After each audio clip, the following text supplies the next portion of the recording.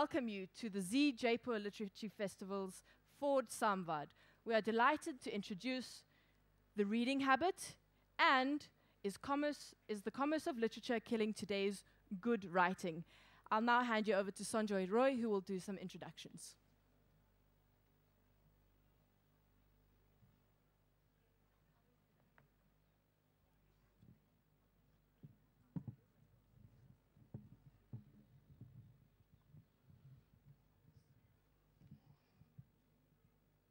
Thank you very much, Robin. Good morning. I hope you've been enjoying the festival so far. We're a bit of a crush as usual. We keep thinking we're expanding spaces, but obviously it's not enough to accommodate all the many book lovers who come in from across the world. We're particularly delighted today to have on board with us the Limca Book of Records. For many of you who have been part of quizzes in your college or your students' day or continue to do so, you know that continues to be one of the formidable books to refer to. They have the most unusual facts, which is always interesting to browse through. The Limca Book of Records has been capturing and reliving the stories and achievements of people for over 23 years. They've been a catalyst of inspiration for many of us, and we're delighted to have with us today to give a keynote address one of the most celebrated playwrights, Girish Karnad. Girish is not just a playwright, he's an actor, he's an activist, he's a formidable mind, and we often get into arguments. Girish Karnad.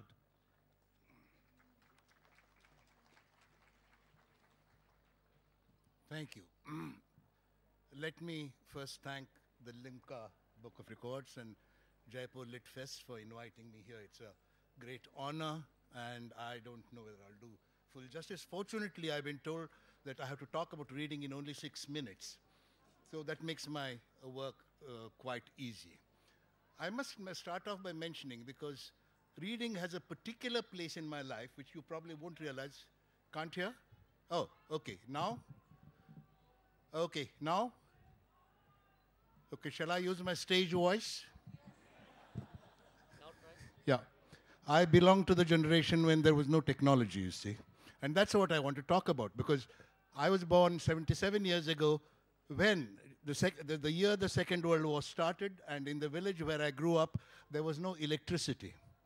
And for 5 or 6 years of my life, the first 5 there was rationing of kerosene, which meant that the day came to an end at 7 in the evening, and we were packed off to bed. There was no time to read anything at all, because as children, we had to play around.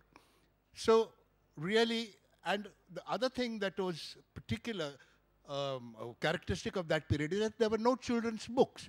It was not considered necessary to have books for children, so we read a lot of adult literature, which was there. The only thing we could find very often were either religious texts or pornography, both of which we consumed with great pleasure.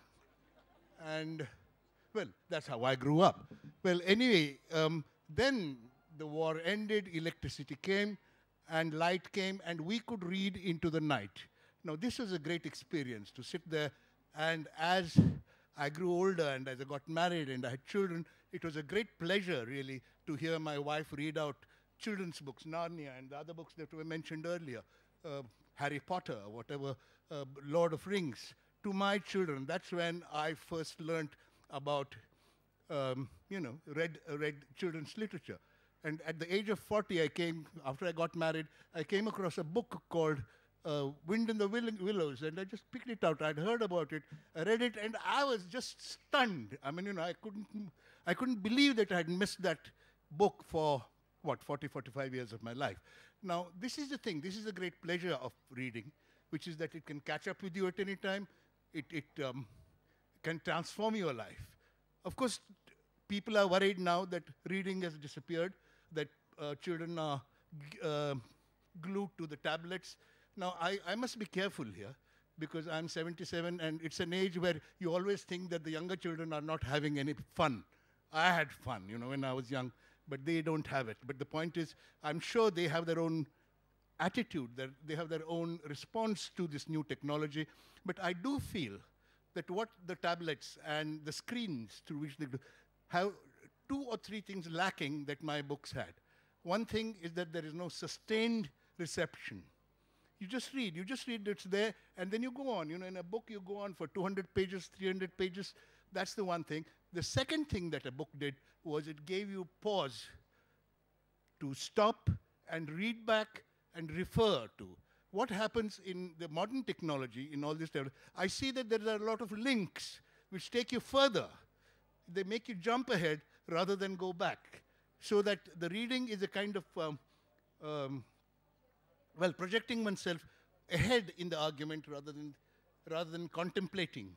As I said, I may be misunderstanding the whole situation because my son will not allow me to have Facebook or Twitter, and I say, why not? And he says, you will get addicted. So I still read books. So these, I do very much hope that you'll read, and that's all I'm supposed to say. But before I stop, I don't know whether I finished my 5 minutes. I must talk. The real danger is not from electronic screens or tablets. In India, the real danger is from the forces that are trying to destroy books. And the Jaipur Lit Fest is the place to say that we must express concern where a gang of people come together and say, this book is dangerous. We don't want it. We will destroy it. The other day in Namakkal in Tamil Nadu, as you know, books were burnt because with the government officers sitting there and sort of encouraging the whole process. Now this has happened over the last couple of years, and it's growing, and the whole attitude behind it, which you must be very careful at your age too, is that I'm hurt, so let's destroy it. Not whether we should sit down and discuss it and whether it's worth it and whether it should go on. That is what reading a book makes possible, and it's unfortunate that instead of building on the possibilities of the books, we are seem to be developing a culture, which I hope won't develop anymore, in culture in destroying it. Thank you very much for asking me to come here. It's been a great pleasure. Thank you.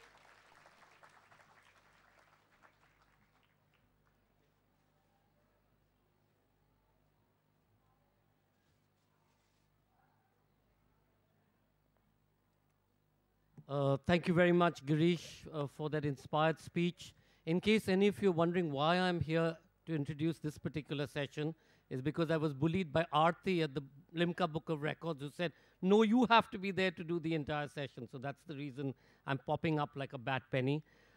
It's an absolute privilege to have on board Coca-Cola. It's always been my favorite beverage for many, many years. So I'm really delighted to welcome here Venkatesh Kinney, the president of Coca-Cola, to say a few words before we open the next session.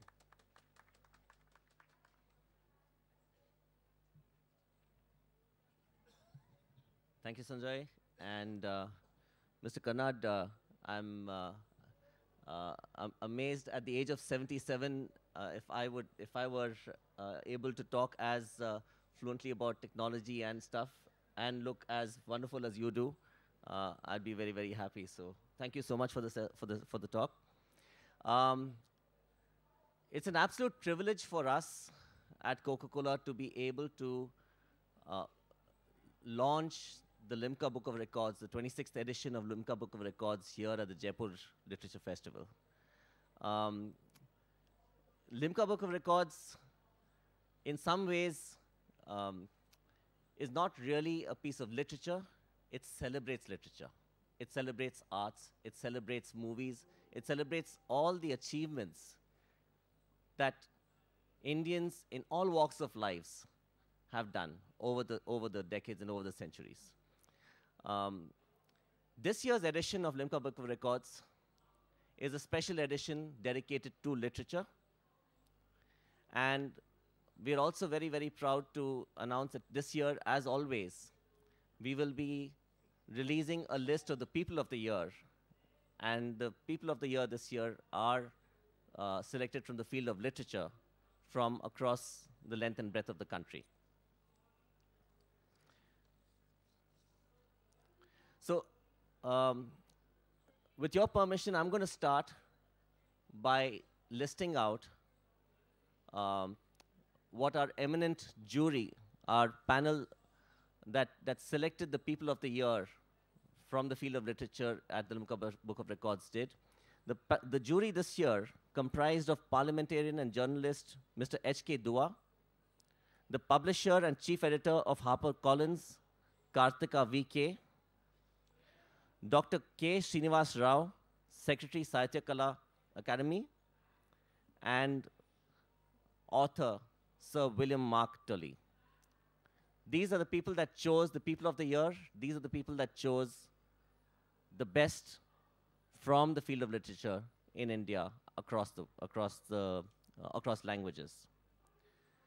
This year's list starts with Dr. Sitakant Mahapatra for Odia literature, Professor Ram Rahi for Kashmiri literature, Mr. Ruskin Bond for English literature, Mrs. Nayantara Sahgal for English literature, Mr. Namwar Singh for his contribution to Hindi literature, Dr. M.T. Vasudevan Nair for his writings in Malayalam, Srimati Mahasweta Devi for her writings in Bengali, Sri Lakshman Gaikwad for Marathi literature, Sri Kunwar Narayan for Hindi literature, Professor Gurdial Singh for his extensive work in Punjabi, Dr. C.S. Lakshmi for her work in Tamil, Dr. Chandrasekhar Kambar for his contribution to Kannada literature, Mr. Amitav Ghosh for his work in English, Professor Nagin Sekia for his contribution to literature in Assamese, and Mr. Nida Fazli for his immense contribution to Urdu literature. This list was in no particular order, but I can tell you that this was a list chosen from amongst thousands of potential candidates for People of the Year. You'll find this list and more in the Limca Book of Records, the 26th edition. But this year, we also want to pay special tribute to the late Professor U.R. Ananthamurthy. He's a doyen of Kannada literature who unfortunately passed away this last August. And so we posthumously want to mention him. So on behalf of Coca-Cola, I want to salute these legends and applaud them for their contribution to literature in India and to the world of literature worldwide. And I also want to thank the jury for taking their time and effort to go through all the possible lists and select what I think has been an amazing list of People of the Year. Now, as I hand the microphone back to Sanjay Roy, I just hope that all of you will get a chance to take a look at the Limca Book of Records this year and dare to dream for those of you that are on it, to see your names and photographs on it, and those of you that aren't, dare to dream to be a part of the next one. Thank you so much for being here. Thank you for being a wonderful audience.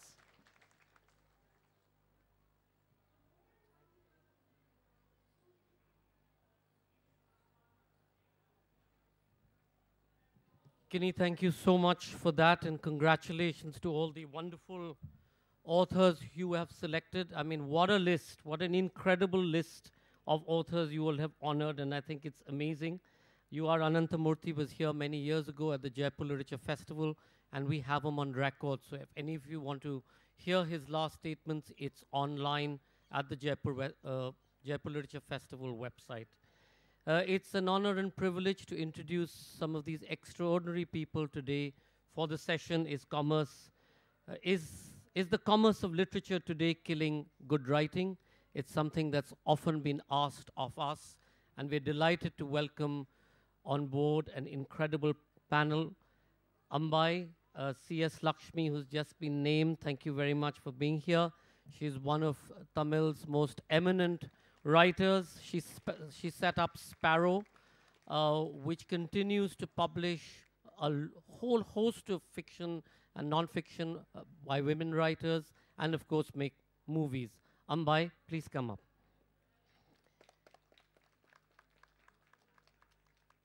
we have the doyen of broadcasting, Mark Tully.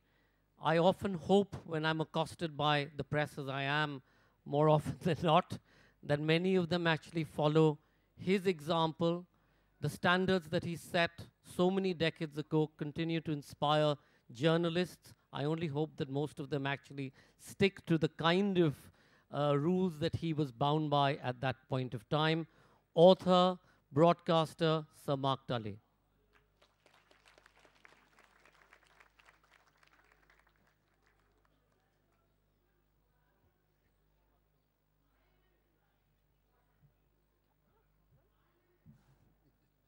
Great weight all up there.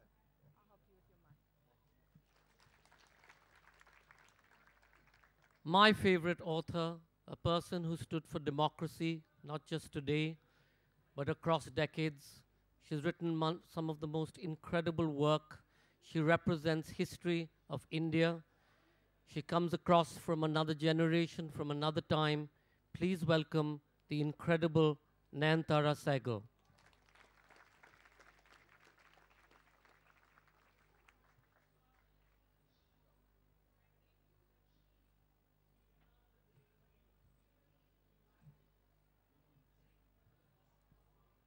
Even in the darkest times, Nayantara's voice continued to shine out and hold a torch for the most fundamental need of any civilization, which is democracy. Ladies and gentlemen, once again, Nayantara Sahgal. V. Karthika is the publisher of HarperCollins publication. She also won the Limca Book of Records People of the Year in 2015 and as a jury member for this year, V. Karthika. Moderating the panel, we have the renowned lyricist, ad person, Prasoon Joshi.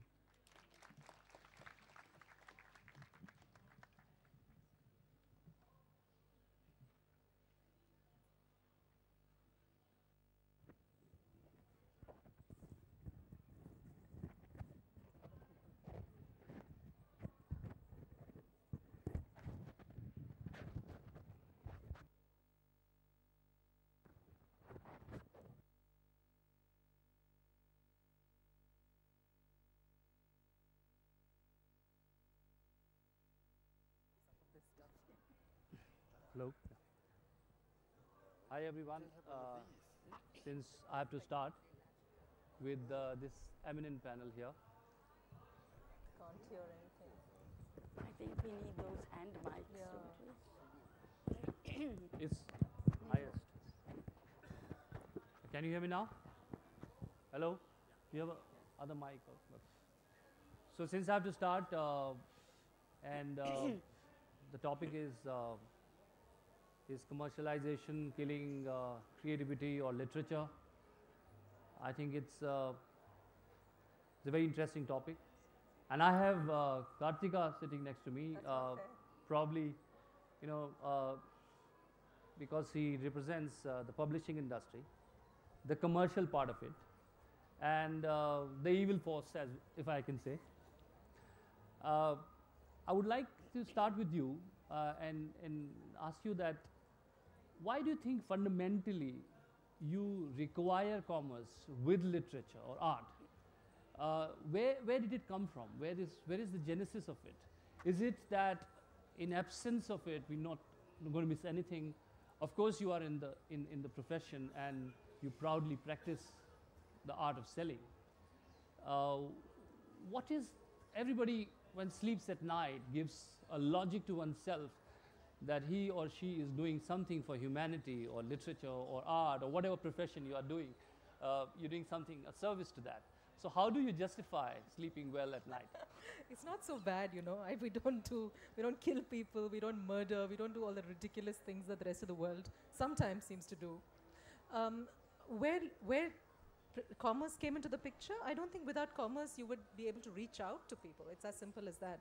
You write poetry, but without Bollywood, I don't think you would be the Prasoon Joshi we know, really. And that's commerce that brought you there.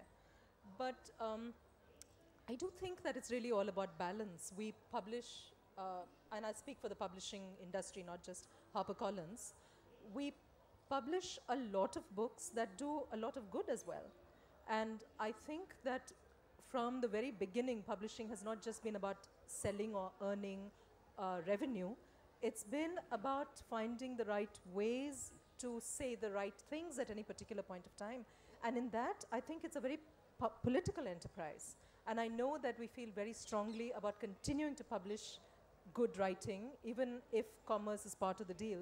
And as long as you can balance it out, as long as there are people reading what we give them as popular, as much as they will read and be able to access literature that's of ideas and what would they really need as well, in our opinion, and maybe other people's, I think it's an industry that needs commerce to balance and to separate.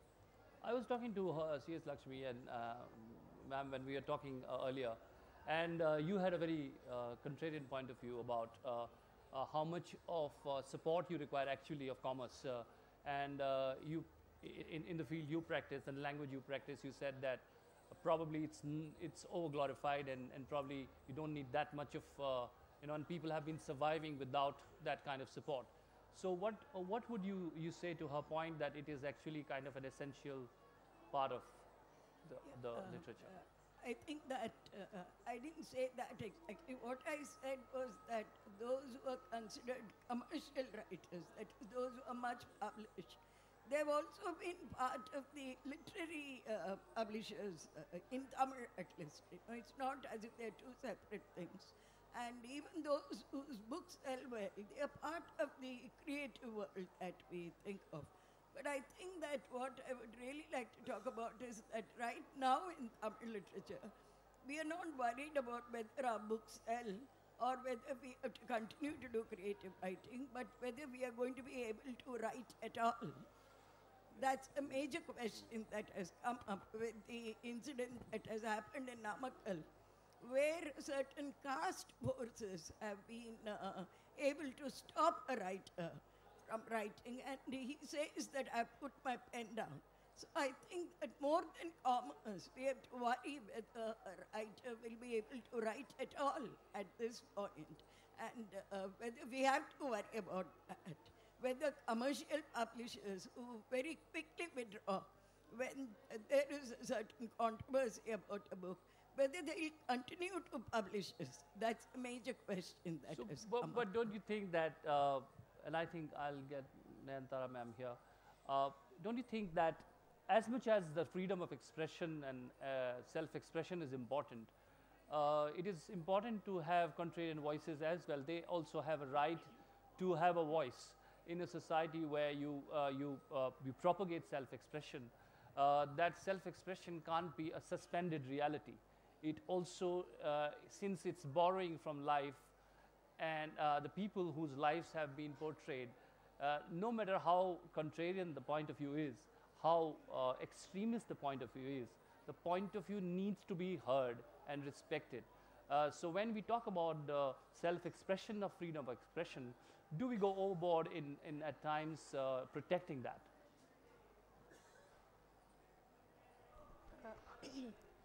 As a writer, can I just say one thing before I go back to your question?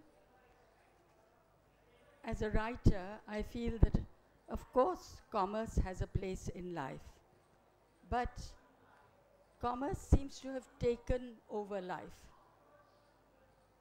Take sport. Sport is not sport anymore, it's big business. Weddings are big business. Politics is big business. And as Girish Karnad referred to and Lakshmi has said just now, politics is interfering in other ways with writing also. But to get back to your question, is freedom of expression something that should be restrained in any way, is what you were asking? No, I'm not saying restraint. The contrarian point of view needs to be also heard rather than felt victimized. I have to absolutely disagree with you there. We have heard a great deal over years now about not hurting sentiments.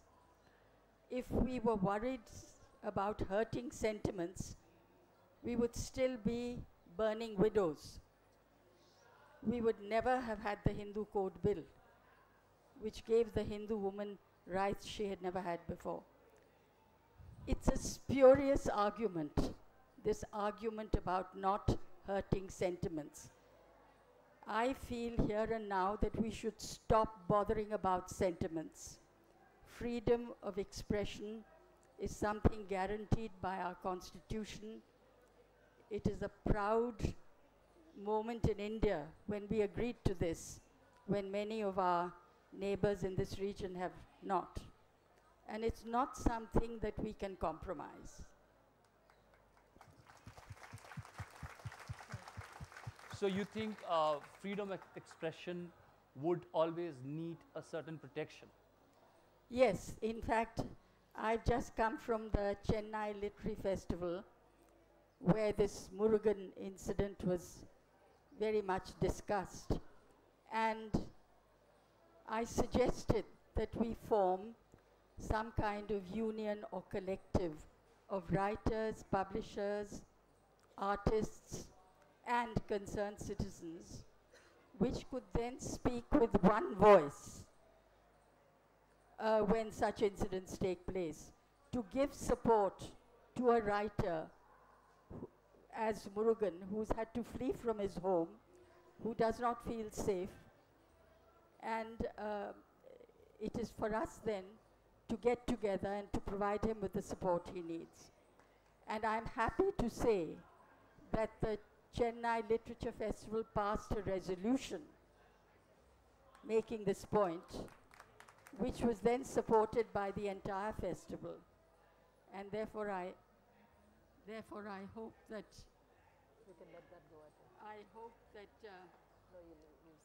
I hope that other literature festivals will follow suit, and that no writer in future will ever feel that he or she is without support when he is attacked by extremists and monstrous opinions of all kinds. Lakshmi, you want to say something?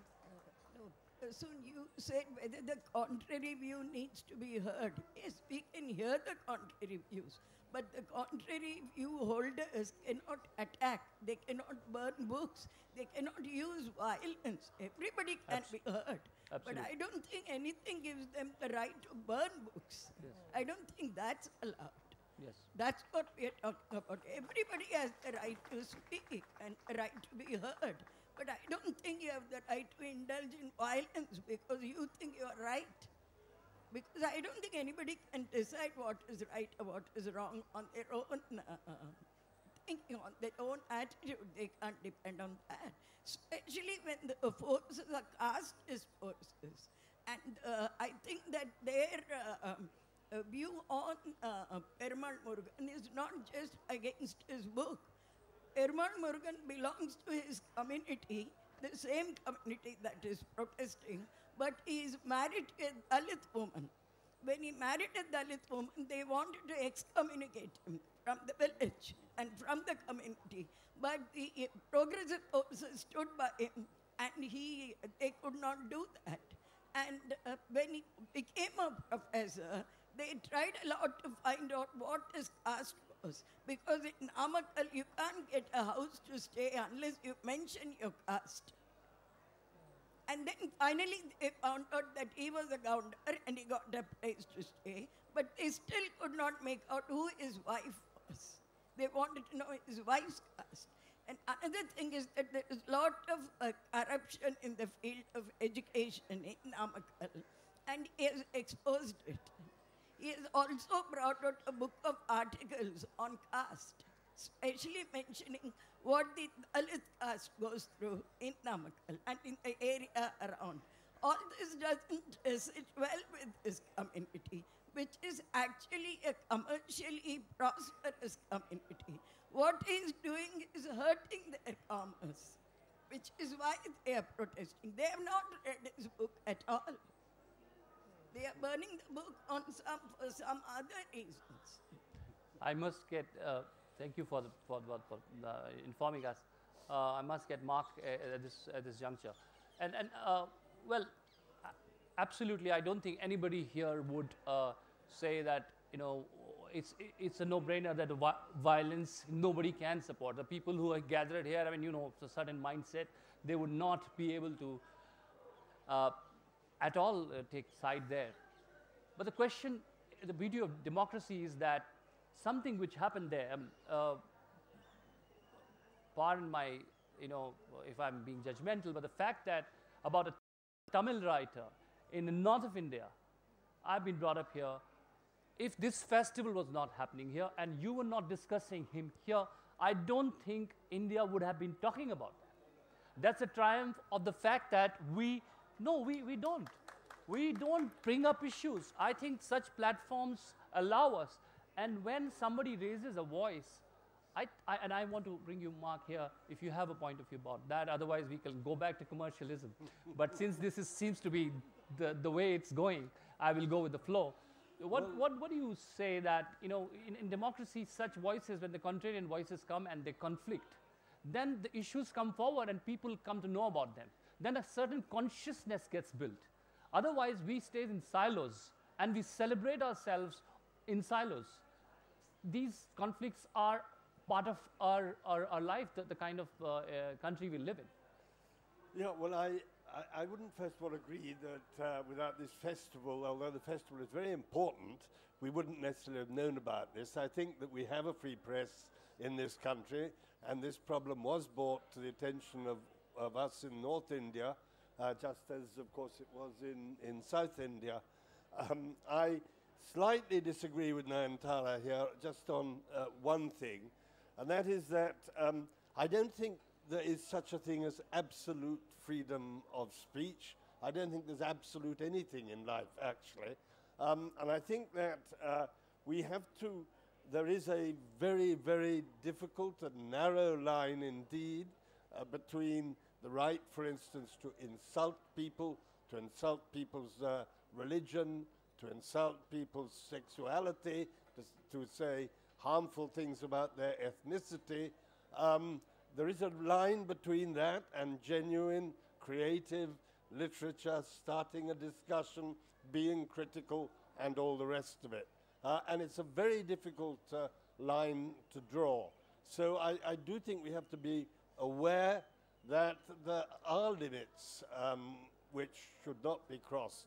But of course, I absolutely agree with what has been said by everyone, that you cannot leave it in the hands of vested interests or louts or goons or gundas or political parties to decide what that line should be.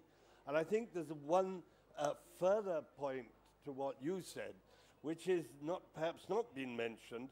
It should be the state's duty to protect people's freedom of speech in circumstances like this. And what seems to be particularly deplorable about this and many other incidents is that the state very often joins in with the hooligans or whoever else it is, and the state says, look, either you stop this writing or apologize or something like that, or you're going to be in some form of trouble and we're not going to protect you. So the state has a job which comes into this very much. Isn't the problem with then the model of democracy we practice, because it's majoritarian, in the sense that what does the state reflect? The state tries to protect its vote bank, and when it tries to protect its vote bank, it goes to the majority. If the majority's voice is the way we are structured, aren't we questioning the way we are governed in that sense? Well, you see, this I think is one of the problems with the way democracy has developed, not just here, but in other countries as well. Democracy surely goes beyond votes and vote banks. Democracy is there actually to provide good governance for the welfare of all people, not for the welfare of one caste or one class or one interest. And therefore I think to excuse this on the grounds of vote banks is to deny the integrity of democracy, myself. Well said. Karthika, I should get you here. What would a publisher do in this kind of situation? Would they withdraw? What would be your decision? How would you approach a situation like this and take a decision for future publishing? I don't think there are two ways about it. You've got to stand by your writer. You've got to stand by what you thought was obviously a book you wanted to publish in the first place. And I think the Tamil publisher here absolutely has stood by the publisher. In fact, he's done something very smart. What he did was he said, if they're not going to let us sell the book openly, they made the ebook, for instance, absolutely free. They just put it out there and they said, download it, read it. Who's going to stop you from doing that, you know? So it was wonderful. Anybody wants it can get it. But there's also this other angle to it, which is, so is one allowed to mention certain names here? I don't know. But I was in Chennai as well the same time. And somebody gave me a really clear logic for why this had to happen now. They said the book was published in 2010 in Tamil. Nothing happened. I mean, there were protests of some sort. But why would you do that now, 4+ years down the line? And the logic I was given was Amit Shah visited recently and decided that Tamil Nadu had to speak about things that it hadn't spoken about until recently. Now, that's a very sort of fixing responsibility to one man, or one idea, or one party. But you know what? I don't think it's far-fetched any longer.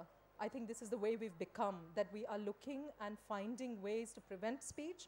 And it's true that publishers are vulnerable because the law does not support us in any great way. We can go to jail too for publishing something. The printer can go to jail, the writer can go to jail and stay there for some time if the government so decides. So it's not easy. On the other hand, like Nayantara said, there are writers and there's a whole community building up around this problem. And I think it will be the way forward, that mode of actually standing up there and saying, if you want to stop us, we will give it to you free. And what are you going to stop us for? How are you going to prevent the electronic media? But honestly, tell me, does a publisher love controversy? Oh, of course we do. What is the doubt in that? Could I make a point here? I think there's an additional point to what you have said about the ability to arrest you. That as I understand it, all sorts of colonial rules can be brought into force to stop people publishing books. Now, it is one of the features of India, which I've always talked about, and I believe to be very important, that your rulers have not sufficiently unscrambled the colonial Raj in many ways. But this is a particularly obnoxious way, because the colonial powers just wanted to keep India down like that. The modern democratic India should be wanting to open it up and allow everyone to have a voice. But they still keep in their locker, in their armory, these antiquated laws which can be used almost to smother any form of writing at all. Nayantara, you would like to say something?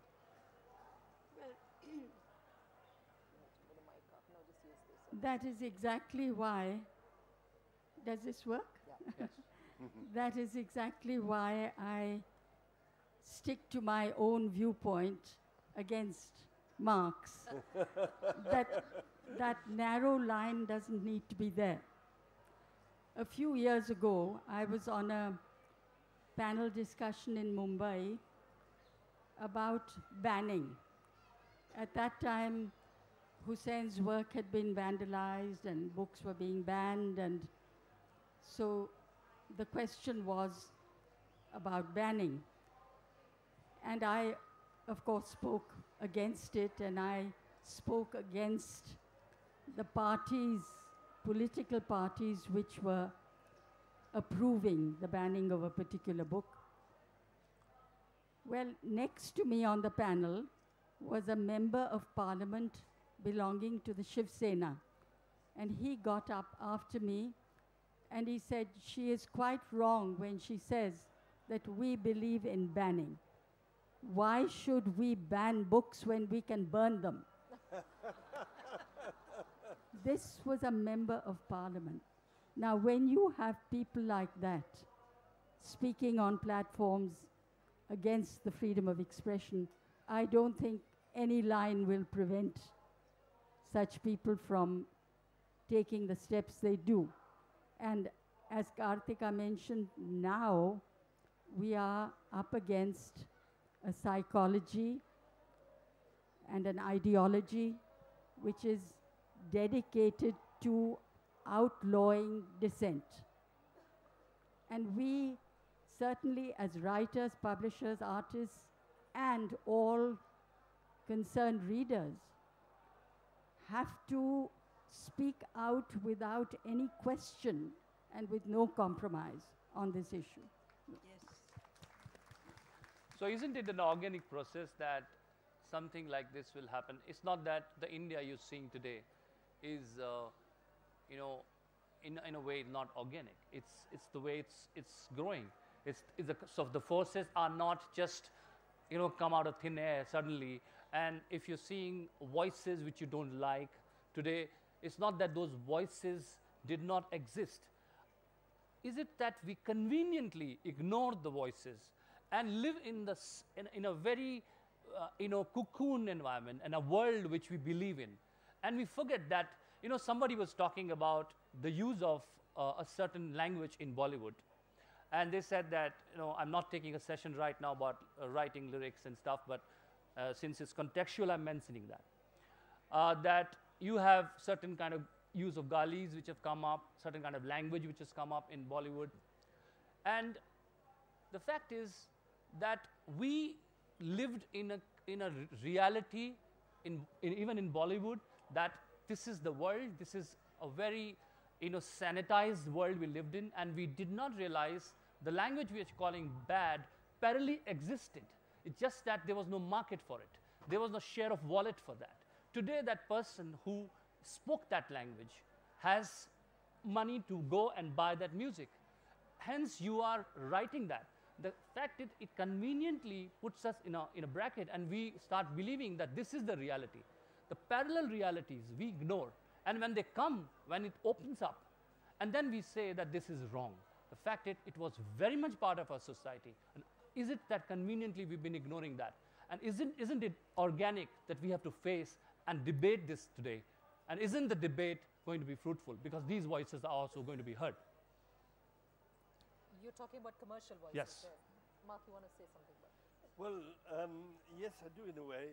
I think that we have to recognize these voices are there, and that they do come out, as you say.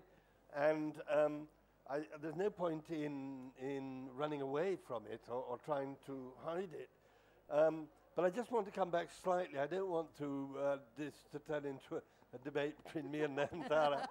But I do just want to make the point, Nayantara, that what I'm saying is in no way supporting Shiv Sena burning books or anything like that. Absolutely not. What is, of course, needed, really, is some way of, if I'm right in saying there should be somewhere a line has to be drawn, that there should be some completely independent way of drawing that line. You can't leave it to politicians, you can't leave it to anyone, and you may say it can't be drawn. You may have to leave it to political correctness to judge what the line is. But you know, working for the BBC, as I still do from time to time, there is a whole department in the BBC called compliance. And one of the things the compliance department does is to go through scripts and see whether there are things which in their judgment would be considered offensive. And we've had cases in the BBC of grossly offensive statements by, for instance, there were people who in order to create a sensation in their show, rang up the father, I think it was, of a well-known comedian, and told him all sorts of lies about his son just to get his reaction. So there are times when people do, in my view, step over what should be some form of a Lakshman Rekha. How you draw that Lakshman Rekha, I don't know. The BBC, as I say, does it by having a compliance department. Who draws, Lakshmi, who draws this Lakshman Rekha he's talking about? I don't agree with Mark at all about the Lakshman Rekha. I'm all with Nayantara. You know, you spoke about voices that have not been heard, you know. These are voices really should be heard of the fringe groups, you know. But the voices that are coming up now are not from the fringe groups. They are coming from upper caste groups that are dependent on commerce for their living. They are the groups which are coming up now and raising these issues. And their voices have never been suppressed because they are constantly expressing themselves. It is just that they were not in a position to prevent anybody from writing. But now they think they are in a position to prevent somebody from writing.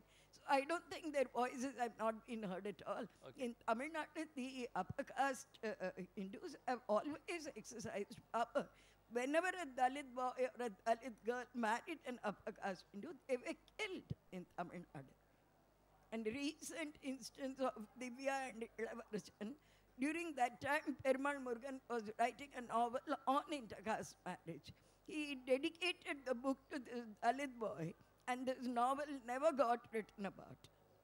So these are very strong, powerful caste forces. So you and they are not fringe voices. I agree with you that the language of the fringe groups must be heard, and they have a right to be heard.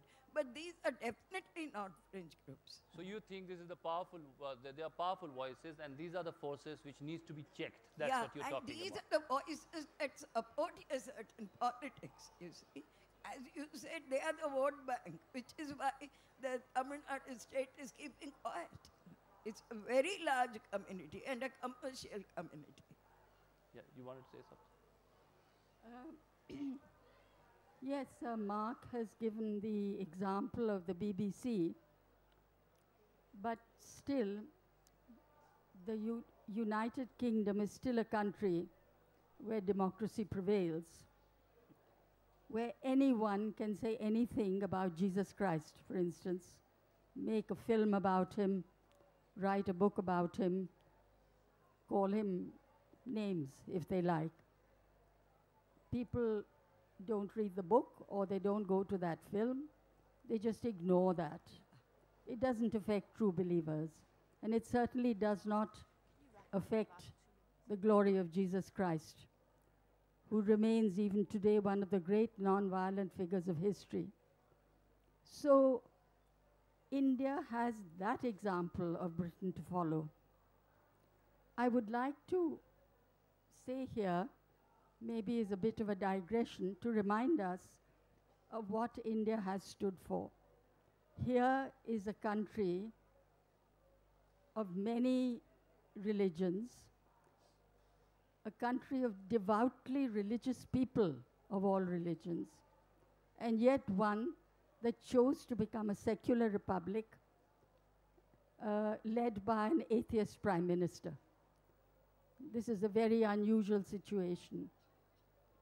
And in all the years that that ideology prevailed, this country stood proud in all the world as that kind of example of multiculturalism, of secularism, of socialism, which is now much maligned. And this kind of history and grand aspiration which we had should be what is guiding us today in letting people say what they want, ignoring it if we don't like it, not letting it make us rise up in rage and burn people. There's a very narrow line between burning books and then starting to burn people. Yeah. So let us aspire to the grand example that India has set and not cow down under the examples we see today of extremism of all kinds, and in this case, of Hindu extremism becoming emboldened by the fact that it is now in power. That's all. Could I, On that note, could I just say we one- would, yeah, Mark, you want to say? one very brief thing? I absolutely agree with you, Nayantara, and I would not like anyone to go away from here to think that because I have talked about a Lakshman Rekha, I in any way disagree with your whole concept about the greatness of India being its multi-religious tradition and the deplorable habit of burning books and such behavior as that. We disagree slightly on whether there's a Lakshman Rekha or not, but I think in basic what we're basically saying is exactly the same. I think nobody, Mark, misunderstanding you, or we just trying to debate the issue here. Yeah, And I think if we agreed just to begin with what she said, then there would be no debate here. So we have to see there is another point of view, and if there is a point of view, I think a forum like this should be fair to all and debate those points of views. So on that note, one very quickly. Yes. Yeah. I just wanted to say that, you know, it's not just about burning books actually, because even when the court will say that a book was meant to be banned, but now the ban is lifted and it's no longer valid, which means basically that the book should be freely sold. At that point, all the other forces come into play, where the cops in the neighborhood, where other people will walk into the store and say, you actually keep this book, which is the first indication for the bookseller to say, I'd better not keep this book, even if the court lifted the ban.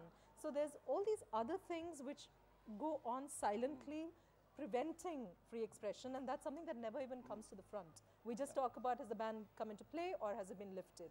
And everything else conspires to make sure things remain bad. So I think for that we probably need a much more conscious society which understands the meaning of self-expression and value of it. I think that's what we should probably go towards, in terms of, because few are privileged in terms of education and exposure in our country. It's a very diverse country, and to be able to get everyone on board and be able to explain it to them what self-expression means, I think probably a few would not even understand the meaning of it, what we're talking about. I think sometimes it's very important that this thought percolates down to the lowest common denominator for this to be appreciated. And I think a lot of work needs to be done there. On that note, I would like to invite questions, as I've been told by the organizers that if we can have a few questions from the audience. Please give the mic here. Hello, my name is Sandeep Sharma.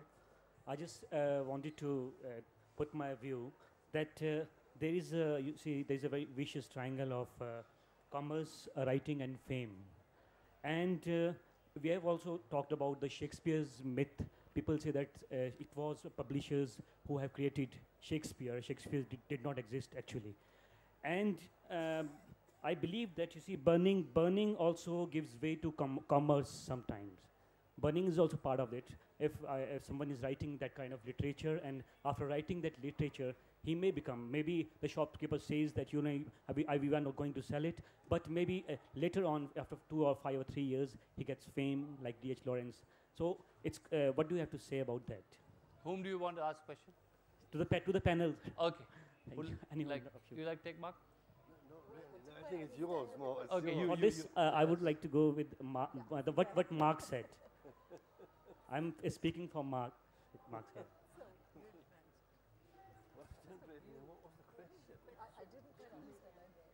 Well, what I understood is that probably these controversies, as I also referred to, that do they help the publishing industry? Does it help?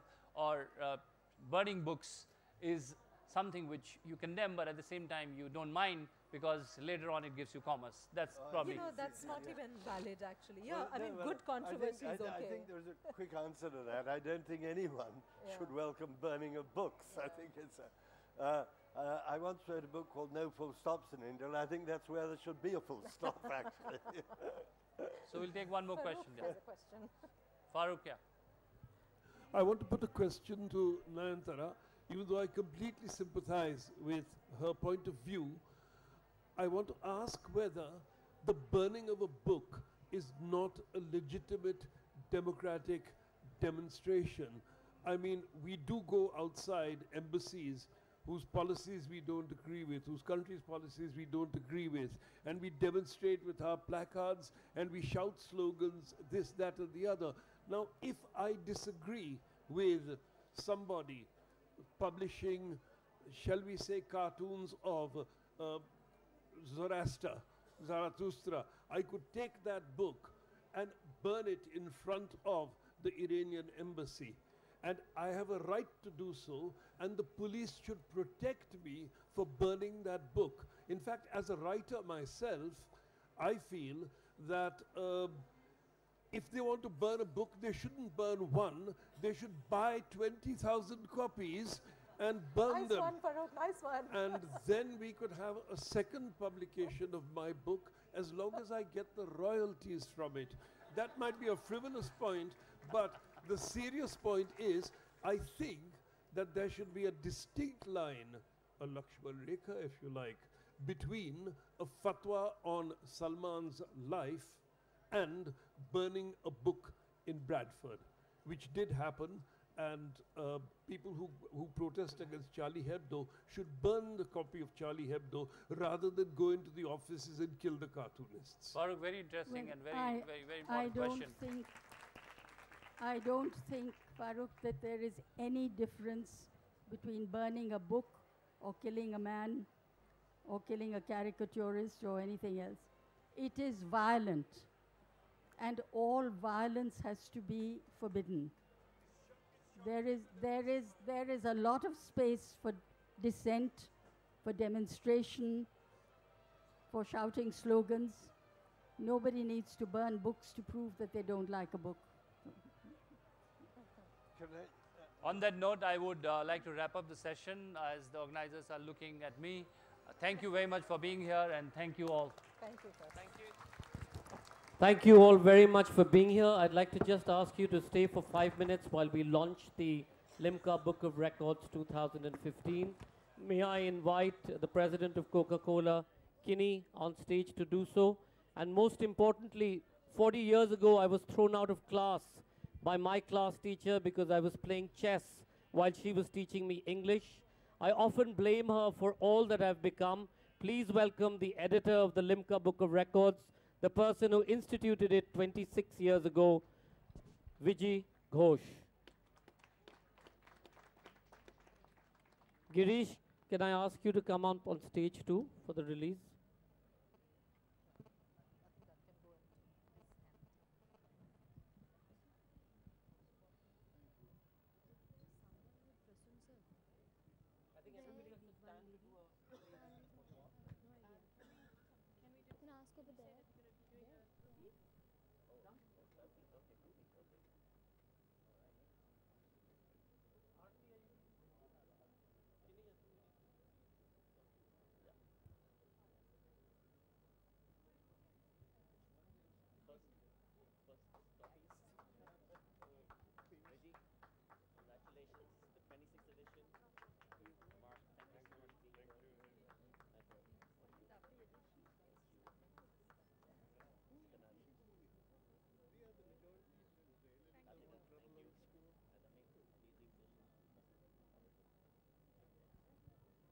Ladies and gentlemen, we'll now be doing a groupie.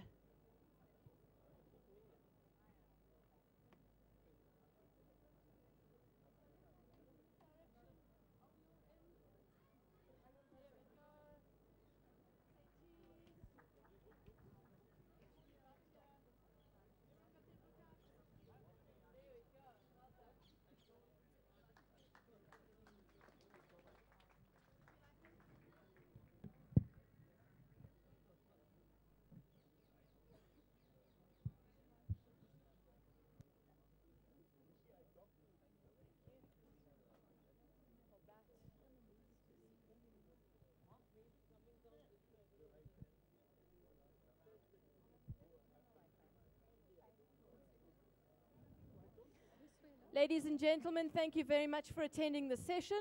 We'd like to thank our panelists with a small gift of our appreciation. That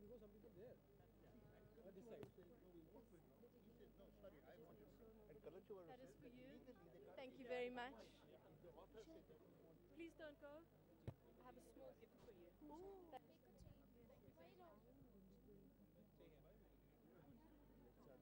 Sir, thank you very much. Thank you. Yes, of course. Yes, of course. I've seen you on Thank you very much. One more scarf.